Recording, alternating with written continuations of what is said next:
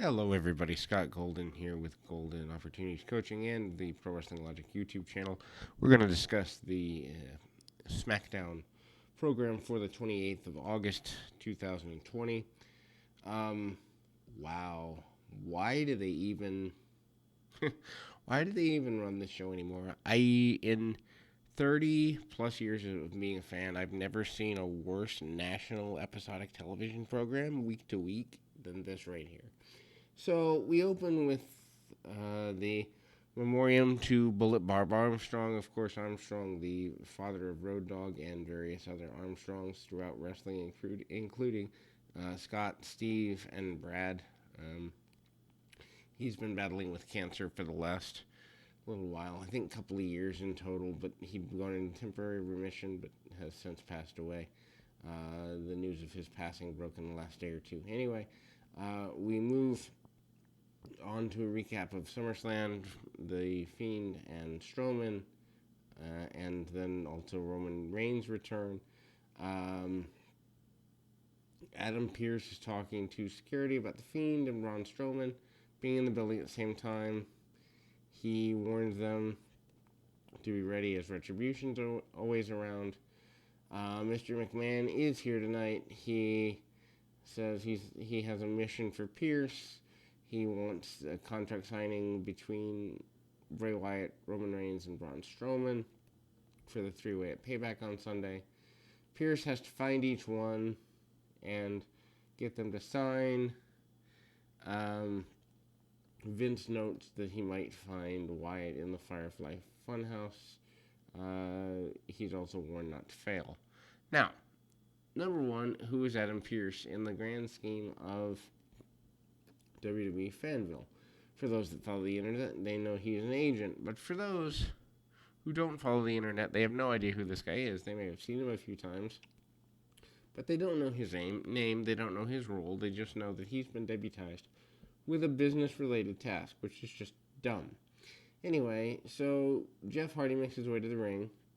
They show the events of last week. Hardy limps to the ring, selling the knee that got injured last week. At least they have continuity that much. Hardy notes that he's happy he can still stand. Styles interrupts, claims Hardy cheated last week, although really doesn't explain how. He then says he used the knee brace to win, and he's working the system.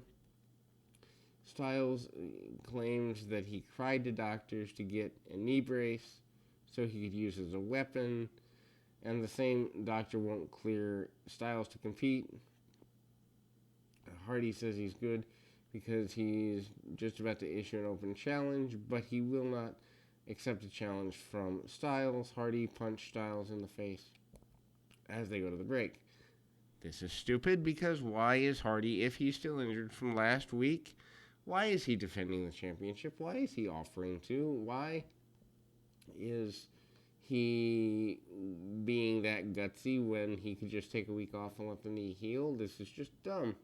If this was a real sport, a guy would actually take some time off. Anyway, so we come back from commercial. Styles has joined the announcers, Cole and Corey Graves, at the commentator's table. He is furious about this. Hardy and Nakamura, who is the selected challenger for the evening, are doing battle. Hardy gets the advantage on the arm of Nakamura. Nakamura fights him off. Hardy gets a near fall.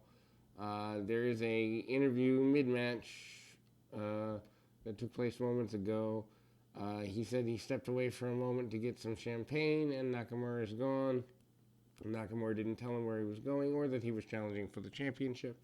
I assume this will eventually lead to a breakup some months down the line, and at least Cesaro against Nakamura would be a fresh match. Back in the ring, Nakamura nails Hardy with kicks. Hardy recovers, suplex by Nakamura. Hardy tries to land on his feet, but his knee buckles. Hardy clotheslines Nakamura to the floor.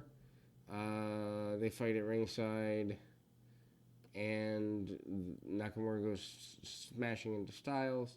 We go through another commercial break. Nakamura comes back. He's in control and works over the knee of Hardy. And Graves apologizes for Hardy throwing uh, his opponent into Styles. Hardy takes over for a little bit, hits the Whisper in the Wind. Nakamura comes back with a German suplex, and he hits a knee off the second turnbuckle on the inside for near fall. Nakamura tries the Kinshasa, but Hardy avoids it.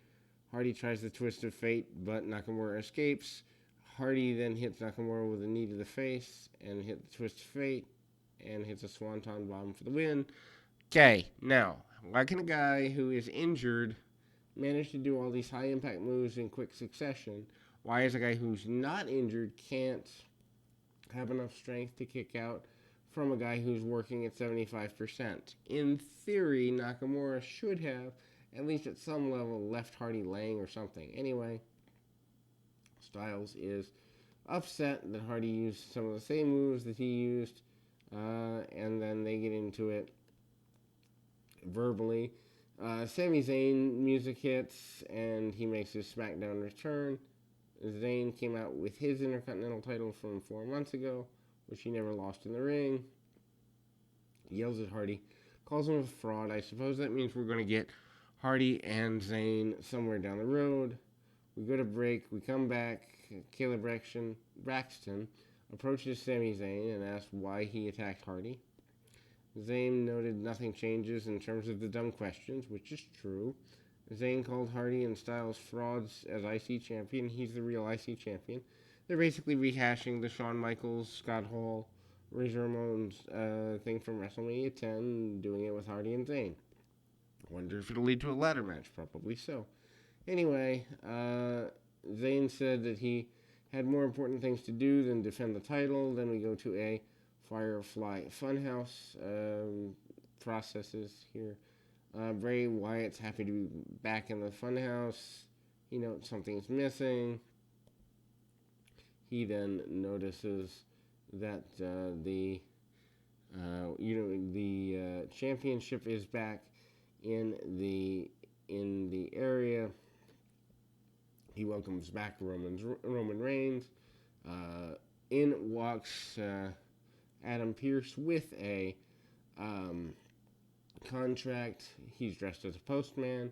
This is supposed to be a knockoff, I think, on Blue's Clues.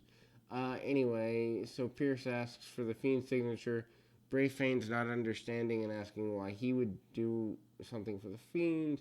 Pearce says they might have a connection with each other somehow. He does get the signature. Pearce still has to get Roman Reigns and Braun Strowman to sign. And let's see. So then we get a recap of the feud between Matt Riddle and King Corbin, which is a waste of Riddle. Riddle's in his mid-30s. You've got prime years left, maybe 5. Use them properly, you complete morons. Putting him in a mid-card to lower mid-card feud with King Corbin does absolutely nothing for Riddle. If you want to use Corbin, and as much as I don't enjoy his work, I understand his position in the company. Put him with guys that you bring up right off NXT. Put him with new talent and have him walk them through basic matches. You do not take a guy like Riddle, who is one of the shining stars in your company, and waste him for months or even weeks at a time in a feud like this. Anyway, Riddle brings his recent problems with Corbin up. They cut to a break while Riddle is still talking, so he's not even worth getting a full interview. He comes back from the break, and he keeps on calling out Corbin. Corbin comes out. Shorty G jumps Riddle from behind. Corbin accepts the challenge on behalf of Shorty G. G's in control for the first few seconds, maybe a minute and a half tops. But then Riddle fights back, hits a gut-wrench suplex. Shorty hits a tiger suplex for near fall. Riddle fights back and Shorty hits a German suplex. Riddle lands on his feet and hits the Bro Derek modified tombstone for the win. Post-match, Corbin attacks Riddle, but Riddle comes out ahead. They recap the Miz and Big E's confrontation from Talking Smack. Does anybody even watch that show? Didn't even know. So Big E and Heavy Machinery have a confrontation, easy for me to say, with Sheamus and The Miz and John Morrison. Cole announces a main event of Big E and Heavy Machinery against Sheamus, Miz, and Morrison. Is the roster on SmackDown that thin that you just have to throw people in the main event just because? Backstage, Sasha Banks and Bayley approached Big E and Heavy Machinery. Bayley told Big E not to be upset about Miz's comments. She said some people are not good at being a tag team champions. And actually, if you think about it, in this company right now, we have 3 teams that can't get along. We've got Shayna Baszler and Nia Jax. We've got Sasha and Bayley. And we've got, actually, Miz and Morrison are teasing dissension. And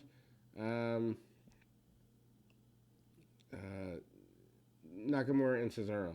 So, basically, WWE encourages us not to be able to keep friends very well. That's one of the life lessons that they teach. Anyway, backstage, Adam Pearce knocks on the door of Roman Reigns. He notes he needs to get his signature. Reigns does not seem to care about this, and the segment ends. Braxton sitting around. Corbin walks by. Corbin's curious and furious with Riddle and challenged him for a match at Payback. Then we go to Bayley and Sasha, women's tag champs, out in the ring. They recapped the events from SummerSlam. Bayley noted that this is the most challenging weeks in their lives. Both had to defend against Asuka at SummerSlam, and on Sunday they defend the women's tag team championships against Shayna and Nia Jax. They can handle it because they're the best. Bayley apologized to Sasha for letting her challenge Asuka, so they tease further dissension. That's how the whole thing gets messed up, she thinks. And then Banks is unhappy that she lost the Raw Women's title. Baszler and Jax interrupt, and they don't like each other, but they'll be partners so they can beat on Banks and Bayley. They hate Bayley and Banks more than they hate each other. And then we go and we see Adam Pearce approach Drew Gulak. He asked if he knew where Braun Strowman is. Gulak's looking for him too. He grabs a chair and walks up to Strowman and hits him in the back with a chair. So there's just a chair lying around and you hit a random person with it. Another lesson we learned from WWE is that it's perfectly okay to hit random people with random objects. Strowman is furious about this. He approaches Pearce, noted that Gulak hit him with a chair. He also asked for signature, but Strowman talked about Roman Reigns instead. Strowman promises he signs after destroying Drew Gulak. Cesaro confronts Nakamura about accepting the challenge earlier without telling him. They seem to go ready to fight. Cesaro and Kalisto will fight later tonight and needed Nakamura in his corner. Sami Zayn approached them and is sent away. Basically, Nakamura and Cesaro seem to disown him for, in all intents and purposes, abandoning them for 4 months. Zayn is not happy about this, but comes up with an excuse to go away. Strowman and Gulak in a squash, which, for the record, Gulak's a former champion. He was in an angle with Daniel Bryan. He's done amazing things, and yet you squash him completely. Why couldn't you have an NXT trainee do this? Why couldn't you have an NXT person that hasn't debuted on TV do this? There's no reason to have a contracted talent get squashed in like 30 seconds. So Gulak gets no offense, and Strowman wins with a powerbomb. Strowman signs the contract for the payback match. Lucha House Party's talking in the back before Kalisto's match. Kalisto says he learned from Dorado's mistakes last week. He told Dorado and Grand Metalik stay in the back. Kalisto walks off. Suddenly, Cesaro and Nakamura jump him, or they jump Metalik and Dorado from behind. So Cesaro defeats Kalisto in the next match. Short match. Lots of good moves while it lasts. Cesaro's criminally underrated here. Cesaro jumpstarts the match. Kalisto fights back and uses a tilt-a-whirl head scissors on the floor and follows up with a dive into a Rana. Kalisto attempts a springboard crossbody, but there's a counter into a backbreaker for a near fall by Cesaro. Cesaro takes over and both men trade near falls. Cesaro lifts Kalisto, and then they stand on then Kalisto stands on his shoulders, transition into a DDT from there. Nakamura tries to interfere, but Dorado and Grand Metalik run out and attack Nakamura. Kalisto is distracted, and there's a roll-up for the win. After the match, Kalisto blamed his partners for the loss. Pierce approaches Mr. McMahon in his office. Pierce revealed he could not get Roman Reigns' signature. Vince is not happy with this. He then tells him to go knock down the door. So in WWE, they advocate breaking and entering. So in the back, Tamina approaches Nikki Cross. She's holding a coffee cup that Alexa Bliss had given her some time ago. Alexa Bliss comes up. She hugs Cross, and she says she's happy to see her. Cross is noticing that her hair is up in ponytails, and she says the hairstyle and the hair dye is a bad idea. This reminds her of The Fiend. Bliss goes into this trance-like state for a minute. She freaks out, says they must no longer be friends, and crashes the mug on the ground. So, in WWEville, friends cannot disagree. Sheamus walks up, asks Morrison and Miz what strategy they have. They say they should let none of their opponents in the ring. And that's that. Sheamus is furious with their lack of strategy. Then we go to the six-man main event. Big E and Heavy Machinery defeated Sheamus, Morrison, and The Miz. I guess it was fine for a 10 to 12 minute TV match. Faces have the advantage early. Sheamus hits Tucker in the back with a knee as a cutoff. He'll take over, isolate Tucker. Sheamus hits a standing drop kick on the arena floor.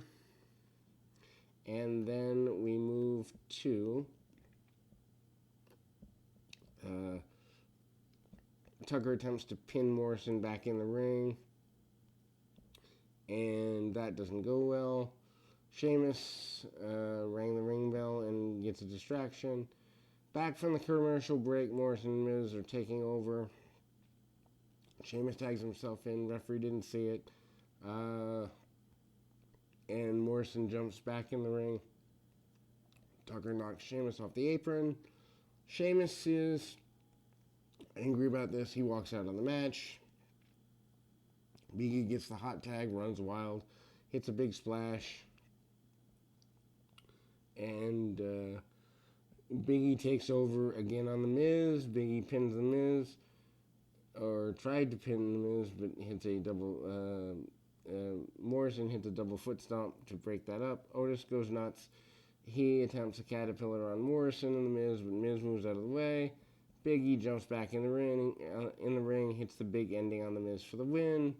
Adam Pearce is still looking for Roman Reigns. Roman promises to show up at Payback and win the title, and he says that's a promise. Camera shows the return of Paul Heyman sitting next to Roman Reigns, and somehow there's an alliance now between Heyman and Reigns, one would appear. Hopefully not, because I don't think even Paul Heyman can get Reigns over. I hope he proves me wrong. Anyway, that's the end of SmackDown going into Payback. A completely skippable show, and didn't do much to get me to care about Payback on Sunday. But We'll be back with more wrestling content of the WCCW variety. Keep your feet on the ground, your mind in the moment. Till next time, everybody.